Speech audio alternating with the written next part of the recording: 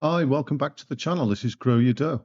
This is the second part in the series called the Quality Momentum Blueprint, where I'm trying to demonstrate how you can use a factor-based investing approach to build a high quality, high momentum portfolio. After changing to this approach in 2013, I managed to build a history of over 650% increase in my portfolio over those 12 years. At Grow Your Dough, my job here is not to be a financial advisor or to be a tipster. I'm not trained in financial markets. What I'm sharing with you today is what I've learned from my investing journey from the late 1990s to present day.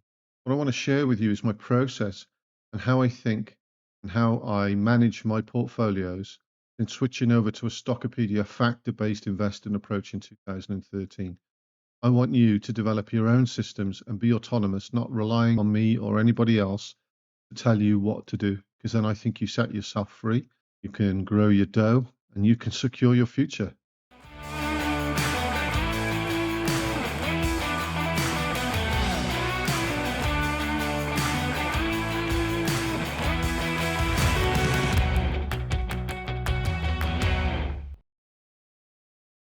So, what sort of stocks do I buy and why? I want to buy high quality companies with good balance sheets, which means that their accounts are in good order and improving over time.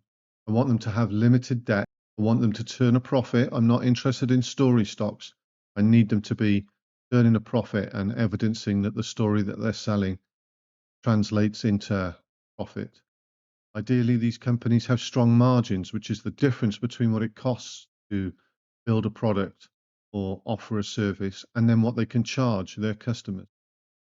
If a company has a good margin, then any increase in sales can supercharge the profitability of a company. So those are the type of firms that I'm interested in investing in.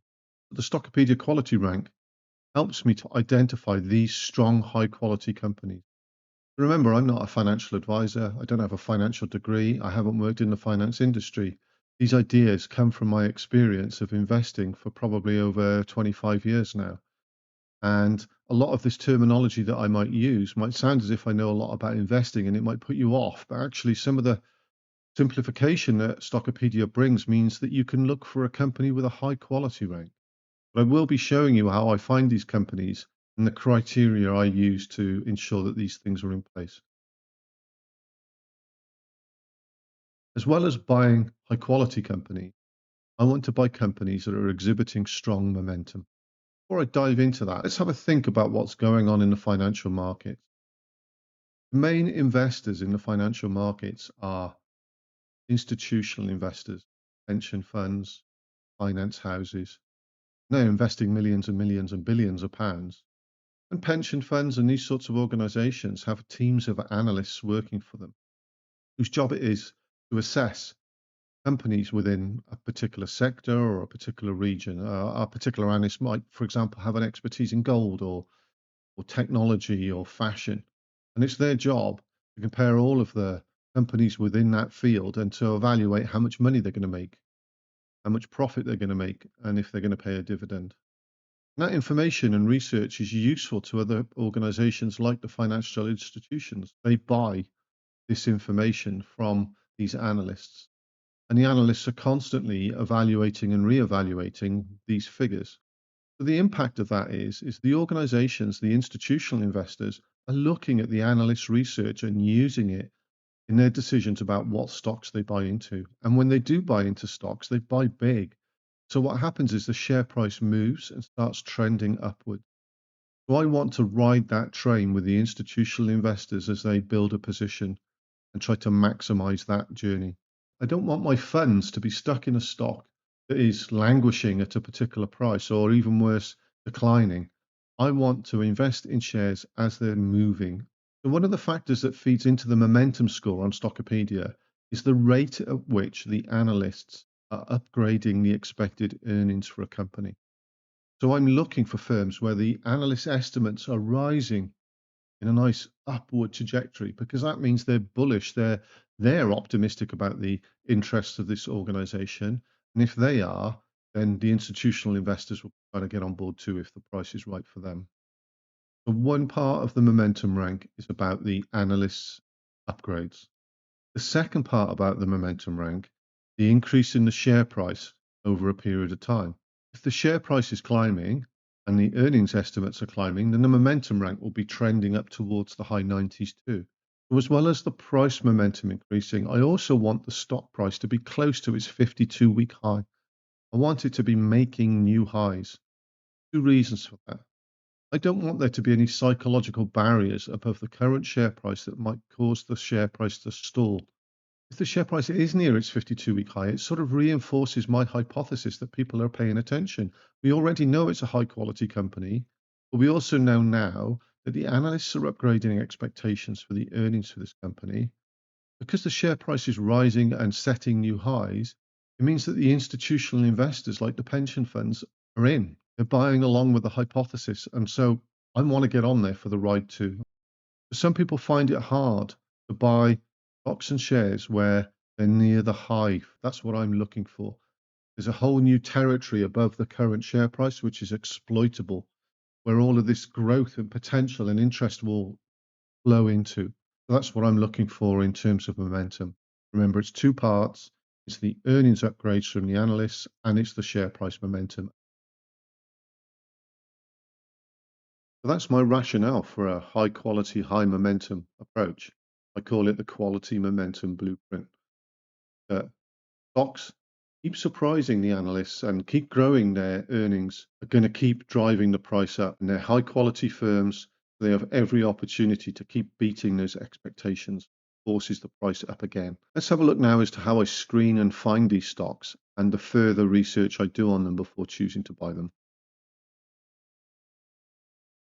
So here's my screen. I've called it the Quality Momentum Blueprint. A screen that selects stocks with high quality and high momentum, with strong balance sheets, manageable debt and less bankruptcy risk, allied with strong earnings upgrades and a price action that is trending close to 52-week highs. Let's open up the screen so we can see the parameters in more details. The first part of the screen is interested in the Stockopedia ranking system. So I'm looking for high quality, high momentum stocks that are in the top 10% of the Stockopedia QM rank. As well as having a high QM rank, the stock must have a high quality rank on its own. So I'm looking for greater than or equal to 80 for the quality rank. The market capitalization should be greater than 49 million, though typically this screen tends to pick out companies that maybe are 400 million and up. I'm looking for a tight spread, the difference between what a market maker will ask you to buy and sell the stock. This will reduce the costs and headwinds of buying this stock. And I'm also looking for companies that are profitable. So I want a net profit in the trailing 12 months that is greater than zero. I'm not interested in story stocks. I want stocks that have a track record of generating profits. I also want the company to have net debt less than 3 times the operating profit. This is important because if a company gets into trouble, maybe one of their customers stops buying from them or goes bankrupt, then they're going to have a hole in their accounts. And if they're laden with debt, then that might be harder to survive. So if they've got some leeway and they're not overly indebted, hopefully they should be able to work around challenges or a downturn in the general economy. The Altman Z score is a measure of bankruptcy risk, and a figure over 1.8 tends to suggest that the company is relatively comfortable with that respect. The next two values, price to tangible book value and current ratio, are ideas that I've picked up from one of the commentators on the Stockopedia website, Paul Scott. These are traditional sort of value investor measures of how solid and reliable a company is. So the price to tangible book value greater than 0 and a current ratio greater than or equal to 1.2. Another idea I picked up off the Stockopedia discussion boards was the idea of free cash flow to sales. So that's how much money is left sort of swilling around in the company after all of the other requirements are met in terms of taxes and capital expenditure on equipment, offices and stuff like that. And why is this important? Because again, if there is a downturn in the company's prospects or there's a bump in the road or there's a supply chain issue, they're going to need cash to buy the parts that they need to build whatever product that they're selling, or to pay staff and to keep the business running. So free cash is really important. So the parameter is free cash flow to sales for the trailing 12 months is greater than or equal to 5%. So those are the things so far around the balance sheet strength and the quality of the company. The next two items are to do with what is the price action doing? What is the stock price doing? Again, remember, I'm looking for firms where the financial investment market, institutional investors are starting to invest, and there's a momentum and a price improvement already happening in this stock. And I want to get on the train and ride that train for as long as possible. So the first parameter is the 50-day moving average in relationship to the 200-day moving average. The 50-day needs to be close to or above the 200-day moving average. And when it is above, that tends to suggest that either the stock is consolidating or is bullish. And if it's below, then it tends to suggest that it's bearish. So I'm only interested in stocks that are trending upwards. And the second parameter is price versus the 52-week high is greater than minus 10%. What this is saying is I want stocks that are within 10% of their 52-week high. I want stocks that have got clear blue water above their current share price, which means that there's no historical levels that are going to stop them moving forward. And I think that helps the share price to appreciate. The next section is around industries and countries. Country list is interesting too. Okay, so I started out with a UK country list, and what I started to find as I started to come down this path of looking at high quality and high momentum was I wasn't getting many screen results for the United Kingdom. And so I started to explore the European markets, giving me access to the countries listed here: Austria, Belgium, Denmark, Finland, France, Germany, Ireland, Italy, Netherlands, Norway, Portugal, Sweden, Spain, Switzerland. And I started to get more options. Made some good profits out of French companies, a Portuguese corp supplier, French caravan provider. There's some good opportunities out there, German firms as well. I've had a couple of two-baggers that have gone up twofold effectively. So there are opportunities out there. And then I started to extend my interest into the United States and Canada, and more recently into Australia and New Zealand. And even more recently, I've been looking at Japan as a potential opportunity as well. There's stocks being generated there. What are the advantages? The advantages is I don't have to change my style. I can keep my approach, and I just get more diversity. And I also get my risk spread across geographical locations and political locations. So I'm not restricted by whatever the UK government is doing or the European Union's doing or the United States. I've got a mixture of different political environments to be operating in, and market environments to be operating in. The downside is I had to move all of my investments into a broker where I felt I could gain access to that, and I took the painful decision to do that and move my investments into AJ Bell, which gave me access to all of these markets that are listed here. But there was a cost to pay for that, but I think it was a price worth paying. When you do transactions, if you've got a British pound denominated account and you're buying a US dollar stock, then there's a foreign exchange fee that takes place both on the purchase and on the sale. Same for any of the foreign countries, euros or Australian dollars or Swedish krona. So you're going to take a hit there both on the purchase and the sale. There might well be additional transaction fees. That's not the case generally for most of my European stocks. They tend to, if I can trade them online, then I'm paying the same as a UK stock as well. But for stocks like Australia and New Zealand and Japan, with AJ Bell, I think the minimum order is £10,000, and there would be a £25 dealing charge for a purchase and a sale. So it adds up. So you've got to make sure that when you're buying like Australian or New Zealand or Japanese stocks, that actually they're the strongest of the bunch that you're picking out. There's also the idea that actually some of the dividends that you might be normally entitled to through foreign stocks, you might end up paying some tax on those that you can't get back, or it's quite a rigmarole to get the tax back. I'm not looking for high dividend yield companies as part of my strategy. If I find them, then that's great. But I'm more interested in the capital appreciation of the share price rising. But it's just things to be aware of. So the last section of the screen is all dedicated to the earnings estimates from financial analysts.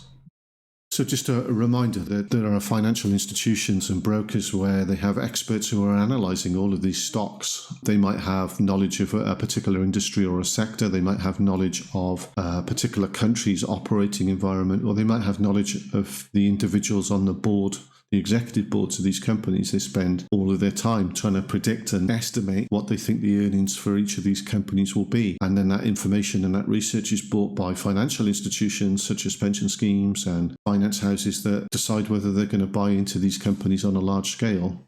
And so these estimates are used and will drive the investment by the institutional investors. And if institutional investors start investing, then the share price rises. So that's why I'm interested in these figures. I'm looking to find stocks where the financial analysts are estimating that things are improving, and if possible, where they're surprised by the performance of the company.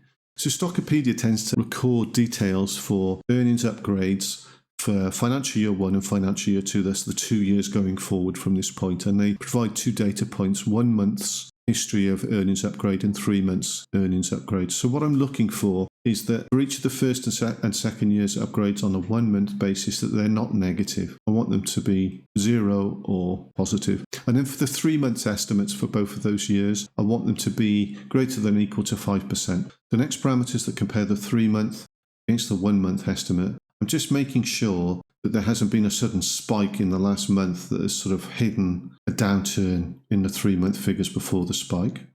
The next field is about earnings surprises. So the analysts are producing estimates of what they think the company will generate in terms of earnings per share. And on a quarterly basis, the company reports on that. And they can either say that they've met them as expected, or they could provide a surprise. And the surprise can either be positive, actually we exceeded your expectations, which generally results in the share price shooting up, or we failed to meet the expectations and the share price tends to get caned a bit and tanks a bit. So what I'm looking for in this next field, the earnings surprise latest is greater than or equal to 0, is that I don't want the last earnings surprise to have been negative. I'm happy with a flat one. I'd prefer a positive one, but I don't want any negative stocks being brought forward for the last earnings surprise. Then I'm looking for stocks that have had consecutive EPS upgrades for 2 quarters. So they've got a history of EPS upgrades in the past. The next field is to do with downgrades. So if there's 30 financial analysts all looking at the earnings for this one company, then Stockopedia presents the consensus of those 30 analysts, but it also records if any analysts have marked down the earnings. So I'm prepared to tolerate a stock where one analyst has marked down an EPS upgrade, but I wouldn't be prepared to tolerate it where 2 brokers have done that, because there seems to be more of a groundswell of negativity. The last 3 fields are around the earnings per share growth. I'm looking for companies that have demonstrated in the trailing 12 months that they can provide growth of greater than 5%. And I'm also looking for companies that are forecasting greater than 5% for financial year 1 and financial year 2 going forward. So again, the summary is I'm looking for high quality companies with strong balance sheets who are close to their 52-week highs, that have demonstrated in the past that they're able to provide earnings growth, where the analysts are marking up and predicting future earnings growth, and where they've been able to deliver what the analysts expect of them in terms of earnings results in the last quarter. And out of a whole universe of stocks that this screen could have worked on, it's presented me with 14 results. I've presented them in a custom table view here. This is not a default view in Stockopedia. This is one that I've edited. And it's data that I want to track on a regular basis going forward, not just for my screening process, but for my portfolios as I go forward. It contains EPS information that we've asked for in the screen. It includes some details around PEG fields, which I'll explain. It contains the quality, value, and momentum ranks. And it includes some details around the price movement, price versus the moving average, and the price 1 month change. And then it includes the estimates for final year 1 and 2 for 3 month and 1 month values. So on the far left-hand side, you can see that there's a column called PE, and this is a typical way of valuing a company in a more traditional sense, price to earnings. And the way this typically works is that a rule of thumb, I guess, is that a company that's valued with a PE of 20 is fair value. A company below that is considered an opportunity, it's cheap, and maybe a company over that is exceeded fair value and could be classed as expensive. However, that's a mechanism used to value traditional companies, but actually these companies are high growth companies. They've delivered growth and are forecasted to deliver growth going forward. And so another metric was developed and popularized by Peter Lynch, and it's called the PEG, price to earnings growth ratio. And the idea behind the price to earnings growth ratio is it's trying to evaluate how expensive is this growth and am I overpaying? And the rule of thumb in that area is that a value of 1 for a PEG is considered fair value for the growth. Anything underneath that is considered a potential opportunity and is cheap growth, and anything over 1 is considered expensive. you can see I've ordered the stocks by peg and they range from 0.4 to 2.4. And you can also see in the value rank column that actually by Stockopedia standards, none of these companies are cheap. And one Vertiv Holdings is considered really expensive with a value rank of 6. So what I actually use to value these companies is the column next to the peg called PEG R. This is a risk-adjusted version of the PEG ratio. So what does that mean? Well, if you look at the PEG column, you can see that Jensen Group and Fresnillo both have a PEG of 0.8. But if you were to take a closer look at their share price graph over the last year, you'll see that Jensen Group has a significant amount of volatility in the share price. It's going up and down as it continues its journey upwards. And if we compare that to Fresnillo, you'll see that whilst there are some bumps in the road, it's a lot smoother of a climb as it appreciates. So this volatility is taken into account in the PEG-R ratio. The PEG-R ratio of Jensen Group is 0.8, but the PEG-R of Fresnillo is 0.12. Fresnillo is considered a less volatile investment when using the PEG-R ratio. The cheapest and less volatile growth stocks in this list have the lowest PEG-R, and that's why when I'm selecting stocks, I work my way down this list.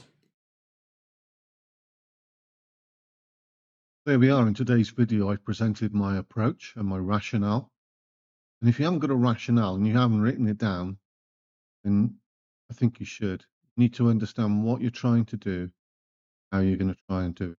So the next stage is, of the candidates that we got out of the screen, I'm going to show you what I look for on the stock rank pages that help me further filter out candidates. So I hope it's been useful. Thanks for watching. If you can, hit the like button, subscribe if you'd like to see more. If you could leave a comment, or if there's anything that's not clear or anything you want me to explain, then please, leave a comment and I'll come back to you. Again, take care. Thanks for watching. Bye.